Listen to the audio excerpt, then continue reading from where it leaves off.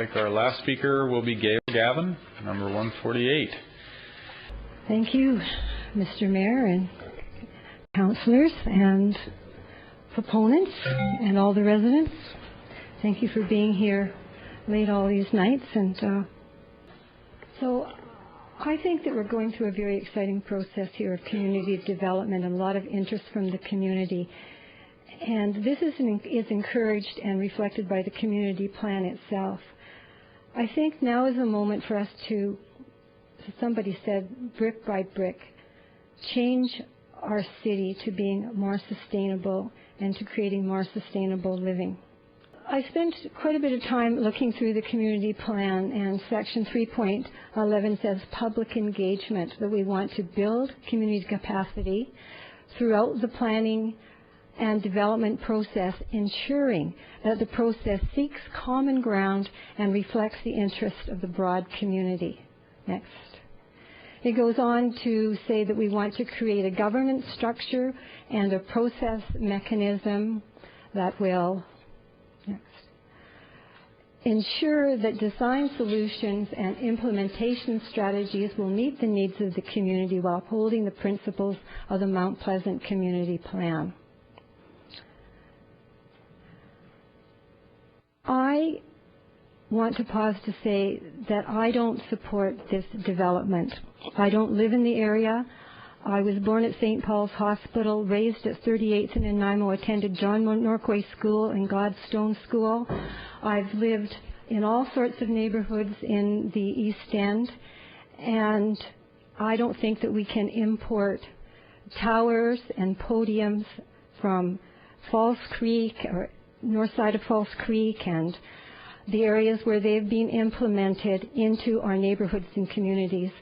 Please remember, nobody lived there when those designs went up.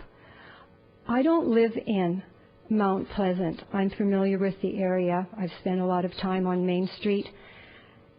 And I see this as being a time for us to stop and pause about how we are going to develop our neighborhoods.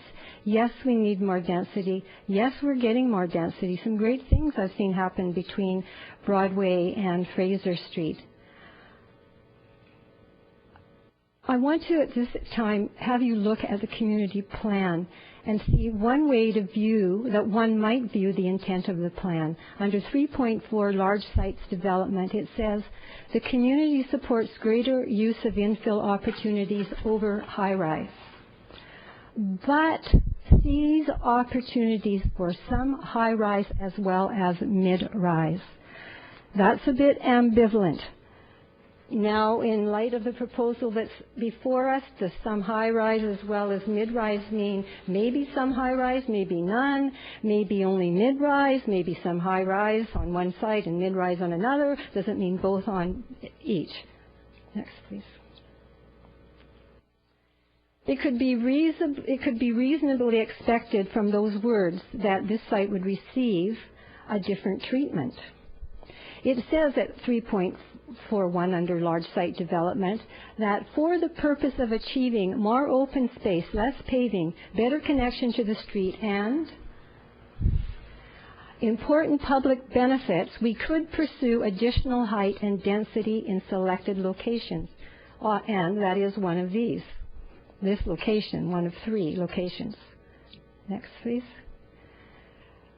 Then it says very specifically, 3.4, that for these sites, any additional height and density would be contingent upon further urban design analysis, including the ability of people to see and walk through the site.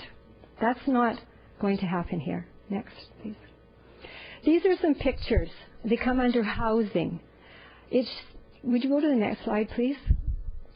It says, additional housing, allow increased housing density in Mount Pleasant, transit hubs, commercial centers along arterial streets. If you go back to that picture, please. I get the sense from looking at that picture at the bottom, which is 12 stories, would be increased housing density. Could you go forward 2 more slides, please? It says that the large site development, that there would be more height along Broadway and reduce height along 10th Avenue. So if one gets the impression, as one could from that picture, that these images represent more height, like the last one, why would one expect a tower on 10th Avenue? Next, please. These are all the words that are in the community plan about the Rize Tower, and none of them say anything very specifically, or none of them support the mass and the height. This is it. Now, I understand, could you just go back one, please? I understand that there are pictures that were put in by planning, I'm told, by people more involved than I, and I know that pictures can be deemed as a part of the community plan, but boy, that's a pretty technical point. I'm a lawyer and I looked it up and I searched it out. I don't think most people would particularly pick up on that. Next, please. Mr. Lin and Mr. Chan have a stake in this proposal that must be respected. And this is an analysis of all the purchases, etc., the mortgages that have been placed. Next one, please. Mr. Lin, honoring their honest intent to serve the community, if we're going to be inclusive, we want them to be okay.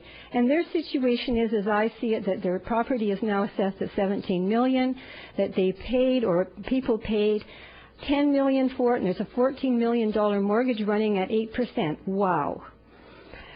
They might have got some money from the insurance because the blog says that it was insured. That might have been $2.3 million, so they might have a gain, a gross gain of $9 million, but they had to pay something when they bought out Narland in 2006. The property had gone out, and of course there's the expenses of this hearing. Next.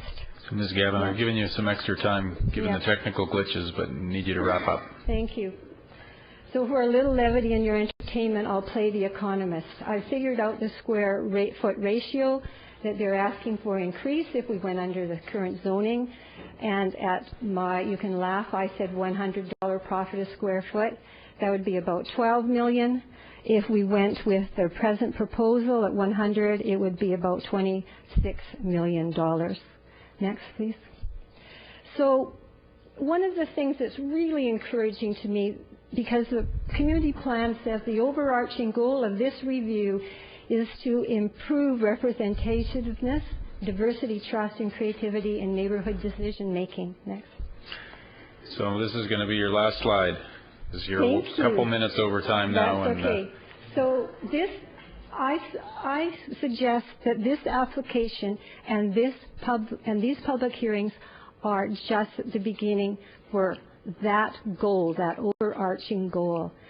The script from your script from the plan, or our script from the plan, says that there will be a first step, this and that. But I think that we have to read, life happens while we're busy making other plans. And so, ladies and gentlemen who are here tonight, this is what's happening. We are now in the community development process, and this is iconic in that process. Yeah. Thank you very much. Thank you.